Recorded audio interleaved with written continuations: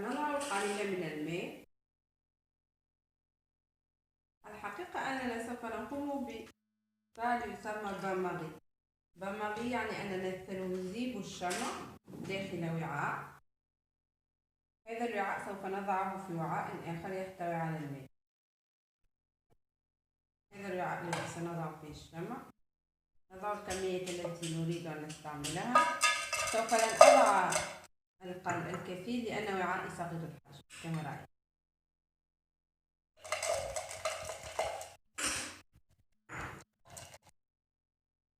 ثم سنضع الوعاء داخل الوعاء. سوف نضعها على النار ثم ننتظر قليلا حتى تذوب الشمع. عندها سوف نسكبه في الوعاء. قبل ذلك سوف نثبت الفتيل داخل الوعاء الصغير. نمر مع بعضنا للمرحلة الثانية. في هذه المرحلة كما نرى ذاب الشمع بسرعة، لن يستحق الكثير من الوقت.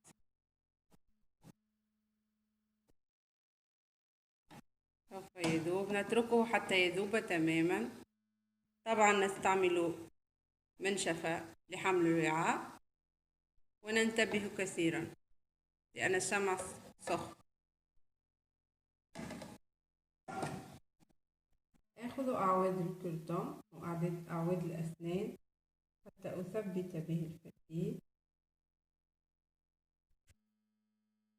ثم أدعه يرتاح قليلا. في هذه الأثناء أرجع الشمع إلى الماء السخن حتى لا يتجمد. الشمع سريع التجمد وسريع الذوبان. بعد أن تركت الفتيل يرتاح لمدة نصف ساعة إلى ساعة، سوف أسكب الشمع، وإن وجدته طبعا جمد سوف أعيد إذابته. هنا سوف آخذ الشمع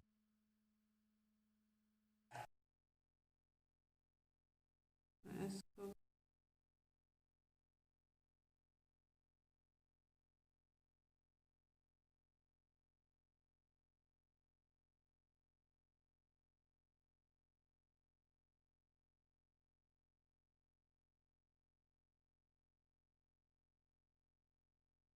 من المستحسن أن لا أسكب الكثير من الشمع حتى يفوت حدود الوعاء القليل، حتى يكون هناك مجال لذوبان الشمع دون أن يذوب على الأجل. أتممت سكب الشمع، ثبت الفتيل، سوف أدعه يرتاح مدة يوم أو نصف يوم، ثم أعود إلى شمعتي لأشوفها كيف أصبحت. نحن الآن في المرحلة ما قبل الأخيرة.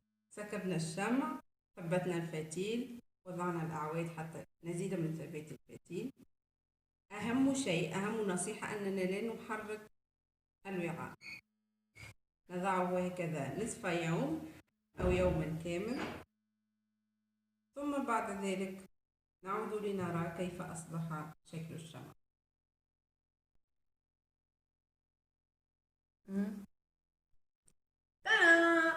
هذه شمعتنا، أرجو أن تكون قد أعجبتكم. جربوها في البيت وأخبروني كيف كانت النتيجة. إلى اللقاء.